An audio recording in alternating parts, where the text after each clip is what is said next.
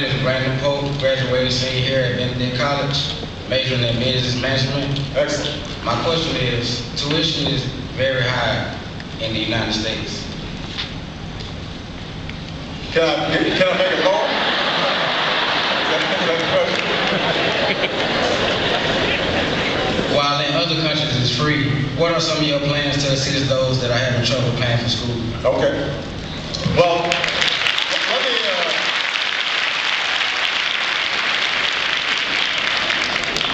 first of all, let me just say, this is a cause near and dear to my heart. Because Michelle and I, we weren't born into wealthy families. So the only way we got our education was because we got help. Loans, grants, work-study programs. If we hadn't had that available to us, we could not have pursued the education we did and couldn't have achieved what we achieved. And even with all the help we got, we had so much debt when we got married that we had negative liabilities. We just joined together our negative liability.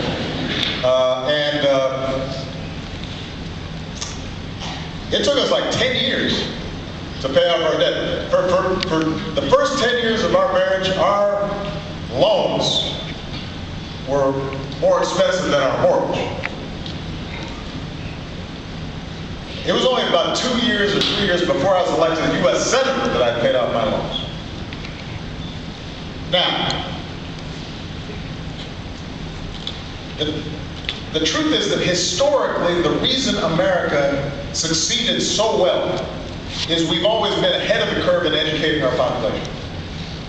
We were the first country to say, let's have free public high school. When folks who had fought in World War II came back, gave them a GI Bill.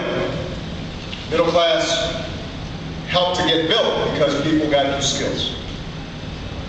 And through much of the 60s, the 70s, and the 80s, our public university system was hugely important in giving people a pathway into the middle class.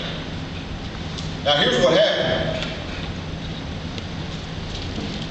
Typically, state legislatures started cutting support for state universities. Those state universities and colleges then decided, well, we're going to have to jack up tuition to make up for the money that we've lost because the state's not giving us as much.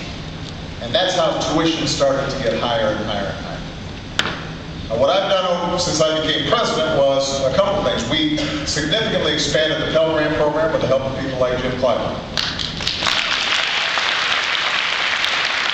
It used to be that the student loan program was run through the banks, and the banks would take a cut. They were making millions of dollars on student loans. We said, why do we have to go through the banks? Let's just give it directly to the students. Save that money and give it to more students and increase the size of the Pell Grant. And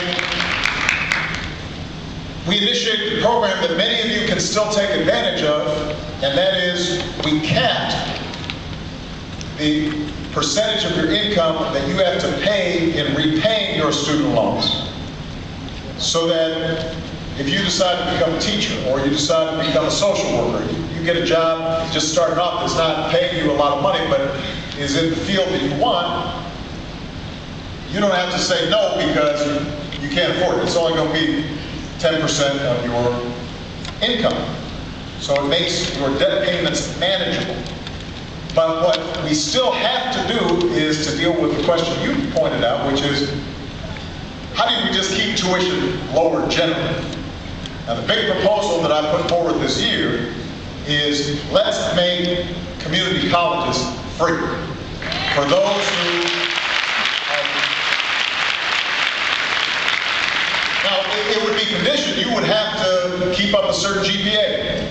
You'd have to, put in some sweat equity into the thing. But the point is, those first 2 years were free. The advantage of that is, first of all, a lot of young people start at community colleges. and they may not want a 4-year degree, but they can get a 2-year degree that gives them the skills they need to get a job and not have any debt. Even if you want to go to a 4-year college, for a lot of young people, it may be a good option to go to a community college for the first 2 years, then transfer your credits, and you've at least saved half of what you would otherwise spend on your 4-year degree. And we can do this just by closing some loopholes in the tax system that gives companies the ability to avoid paying the taxes that they owe. So far, at least, I haven't gotten the kind of support I'd like from some of my Republican friends in the Senate and House of Representatives, but we're going to keep on working on it because it's a smart idea. Look, I want ultimately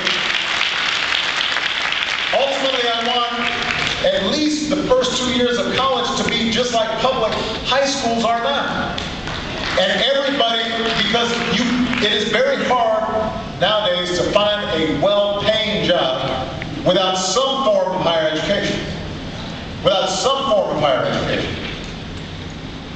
Even if you end up working in a factory these days, you go into a modern factory, it's all computerized, and you've got to know math, and you've got to be able to function in a high-tech environment.